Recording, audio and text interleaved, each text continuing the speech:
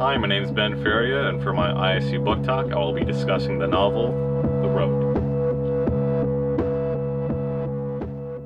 The Road was written in 2006 by author Cormac McCarthy.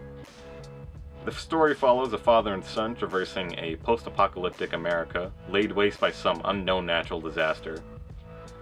These two characters are moving south to avoid the winter, and as they move down these derelict roads, we find out that they're not the only humans left in this world.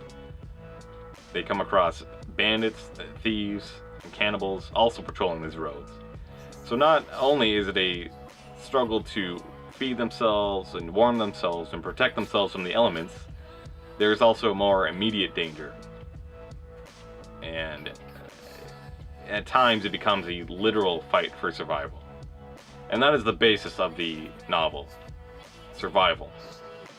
To become more opinionated, I really did enjoy the book. I thought it was great.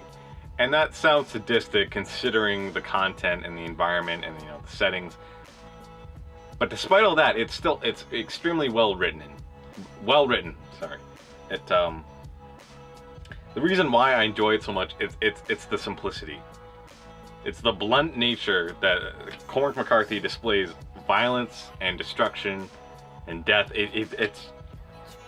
There's no theatrics to it. It's just displayed to the reader, it's presented, and it's out there, and it's not taken back. And you, as the reader, are expected to interpret that whatever way you want, to receive it however you want, which is great. As some authors, there's an expectancy of when to feel sorrow, when to feel happy, when to feel, anger. They're telling you what to feel and when to feel it. Cormac McCarthy, he does the complete opposite. He's simply displaying information, and you as the reader, it's your job to react to it. If there's one thing I always look for in either literature or film, it's weight and it's power. And The Road has both. There's power in the dialogue. And this is not a dialogue-heavy story in any means. Very light on the dialogue, to keep that simplicity, going. But there's weight to it. The world is dark and bleak, and these characters are always struggling, and they're never in a good place. And, the risk of death is always present, and that creates tension. There's always, you don't know what's going to happen. There's suspense, and they're weak, they're vulnerable, so they could be killed or die at any moment, and that there's weight to that. There's weight to losing these characters. To give a taste to the ideas I'm discussing and the concepts, I will read a passage from the novel, pages 76 to 77. They trudged all day, the boy in silence. By afternoon, the slush had melted off the road, and by evening it was dry.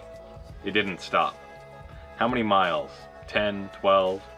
They used to play quoits in the road with 4 big steel washers they'd found in a hardware store, but these were gone with everything else. That night they camped in a ravine and built a fire against a small stone bluff and ate their last tin of food. He'd put it by because it was the boy's favorite, pork and beans. They watched it bubble slowly in the coals, and he retrieved the tin with the pliers and they ate in silence. He rinsed the empty tin with water and gave it to the child to drink, and that was that. I should have been more careful, he said. The boy didn't answer. You have to talk to me. Okay. You wanted to know what the bad guys looked like? Now you know. It may happen again.